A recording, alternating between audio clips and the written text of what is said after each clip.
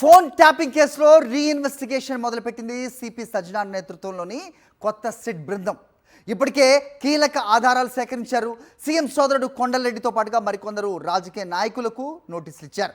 BRS మాజీ ఎమ్మెల్యేలు చిరుమర్తి లింగయ్య, జైపాల్ యాదవ్కు నోటీసులు పంపారు. ఇవాళ జూబ్లీహిల్స్ పోలీస్ స్టేషన్లో విచారణకు రావాలంటూ నోటీసుల్లో పేర్కొన్నారు. ఇప్పటికే పెన్ డ్రైవ్ రిట్రీవ్ చేసిన టెక్నికల్ డేటాతో సిట్ బృందం ముందుకెళ్తోంది.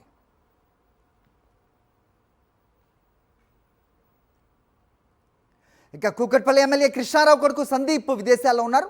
ఎమ్మెల్సీ నవీన్ రావు తండ్రి కొండలరావు అనారోగ్యంతో ఉండటంతో న్యాయవాదితో సమాచారం ఇచ్చారు. నిన్న జరగాల్సిన కొండలరావు సందీప్ విచారణ మరో రోజుకు మారింది. మరోసారి కొండలరావు సందీప్కు నోటీసులు ఇవ్వనున్నారు సిట్. ఇక నల్గొండ జిల్లా ముఖ్య నాయకుల ఫోన్స్ చిరుమర్తి లింగయ్య ట్యాప్ చేయించినట్టుగా సిట్ గుర్తించింది. కల్వకుర్తిలో కూడా జైపాల్ యాదవ్ ప్రత్యర్థుల ఫోన్స్ ట్యాపింగ్ చేసినట్టుగా తెలిసింది. 16 నవంబర్ 2024న జైపాల్ యాదవ్, లింగయ్య స్టేట్మెంట్స్ రికార్డ్ చేశారు సిట్ అధికారులు. కొన్ని కాల్స్ డేటా ఆధారంగా వీరిని మరోసారి అధికారులు విచారించనున్నారు.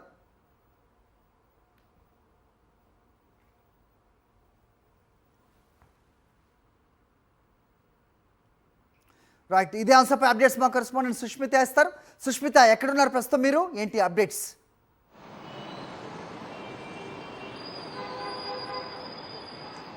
సార్, ఈ ప్రస్తుతం జూబ్లీహిల్స్ పోలీస్ స్టేషన్ వద్ద ఉన్నాము. అయితే కొత్తగా ఏర్పాటు చేసిన సిట్ మరోసారి రీఇన్వెస్టిగేషన్ మొదలుపెట్టింది. ఇప్పటికే చిరుమర్తి లింగయ్య, జైపాల్ యాదవ్కు సంబంధించి గత ఏడాది నవంబర్ 16న విచారించారు, స్టేట్మెంట్ రికార్డ్ చేశారు. అయితే మరోసారి వారికి సిట్ నోటీసులు ఇచ్చింది. ఇవాళ 11 గంటల ప్రాంతంలో జూబ్లీహిల్స్ పోలీస్ స్టేషన్కి వచ్చి సిట్కి ముందు విచారణకు హాజరవ్వాలని తెలిపారు. సో వారు వస్తున్న నేపథ్యంలో కూడా ఇక్కడ బందోబస్తు ఏర్పాటు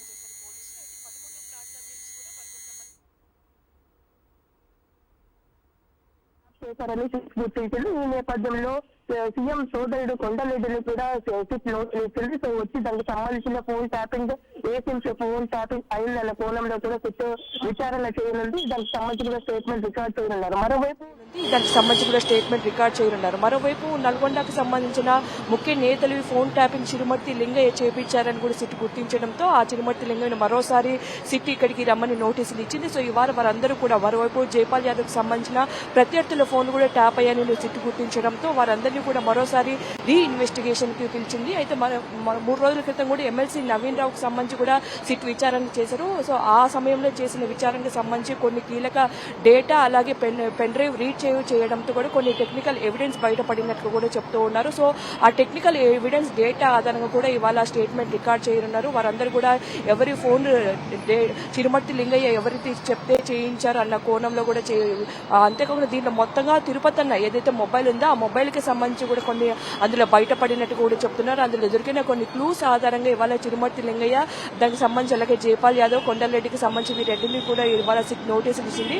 సో మేము నవీన్ రావుకు సంబంధించి కూడా కొండలరావు ఎవరైతే ఉన్నారో కొండలరావుకు సంబంధించి ఆరోగ్యం బాగలేకపోవడం కారణంగా ఇవాళ ఇక్కడికి రాకపోతున్నట్టు కూడా న్యాయం